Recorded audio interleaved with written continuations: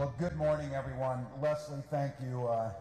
Thank you for the kind introduction. More importantly, thank you for your leadership and your friendship over the years, and to win back. And like so many of you in here, I've had the privilege of being able to develop a relationship, but it sprung from the tragedy of what the world witnessed 5 years ago, George Floyd's murder on the streets of Minneapolis at the hands of government.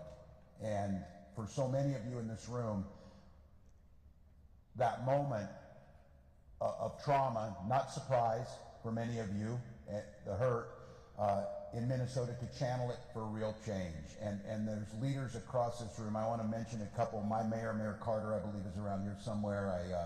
Good to see you, Mayor. I believe Mayor Fry will be here as we work, and I just have to say that sometimes, Mayor, good to see you.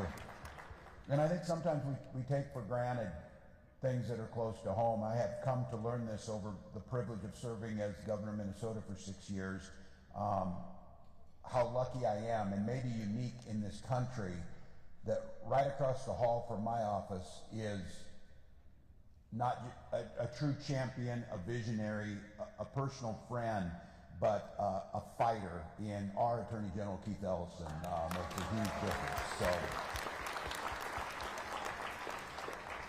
when I talk to other governors, it makes all the difference. Well, that day, 5 years ago, as all of us were hearing the news and horrified to see it, I didn't know George Floyd at that time. I didn't know George Floyd's name. But like the rest of the world, we did. And we saw a man, a brother, a son, a friend, a dad, be murdered on the streets. And it sparked intense reaction to folks, but a lot of folks in this room have seen this before and said, that's fine, but what comes after? And I remember standing down there a couple days afterwards where George Floyd was murdered and got asked by a reporter, and I said, if we don't make changes now, I don't know if we're ever going to. And it felt that sense of urgency. And I stand here today as governor 5 years later, recognizing that the change that we want to see has not come. There have been progress, but let's just all acknowledge progress on the issue of equity and basic human and civil rights. That's kind of an all or nothing proposition. If you are not treated on the streets the same as everyone else, we have not gotten there. And I think to in any way claim that we are, I think we maybe say nationally, I'm not sure we're any closer than we were 5 years ago, and maybe further away. And I say that because the efforts here have been made, the efforts around policing and accountability, and the work that Mayor Fry has done on that, those are positives, moving in the direction with the police, doing the things necessary. But this group knows these systemic racism and inequities and discrimination is so deeply embedded it touches every corner of life. So last week, we saw something that was a positive. For the first time in decades, we saw a closing of the graduation rates amongst black students graduating at a higher rate than we'd seen in decades. And I want to be clear for everybody in here, we should not get patted on the back for doing what we should have been doing all along. So it's just an acknowledgement that we have to close those achievement gaps. We have to close the home ownership gaps. We have to close the gaps to access to capital for entrepreneurs. All of those things have to be fixed first to prevent what started years before George Floyd was murdered on those streets, the inequities.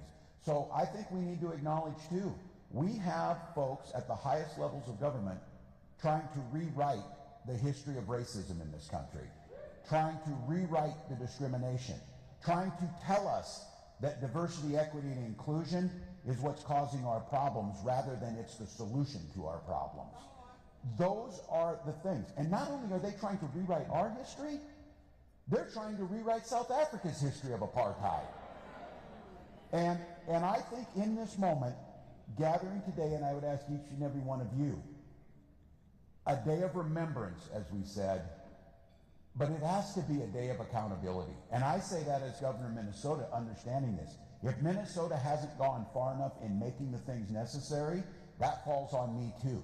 And I think standing in front of people to be held accountable, to make progress, it's okay to celebrate the small things, but there's no way we can be satisfied. And that's society. But what I'd like to say, and I have this to present to Leslie and to George Floyd's family, our deepest condolences to you on the loss of George. It's all too easy that George Floyd has become a symbol of something bigger, which is great and needed, and a rallying cry, an awakening that many of us needed. But it's all too easy to forget about the basic humanity of an individual. And there's a group of folks out there that try and smear that legacy, try and tell us who someone was. And here in Minnesota, George Floyd is forever a part of our history.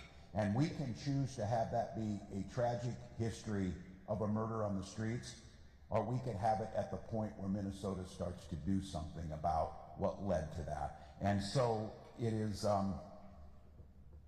my ability of governor to issue proclamations, and so I would like to present this to Leslie and to the Floyd family. The official proclamation naming May 25th, 2025 as George Floyd Remembrance Day, and you have our deepest condolences.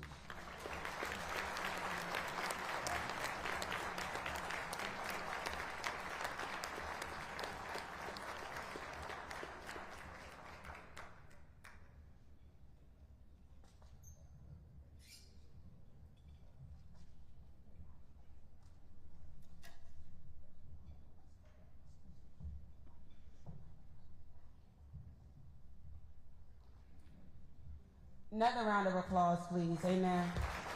Amen, amen, amen. Thank you so much.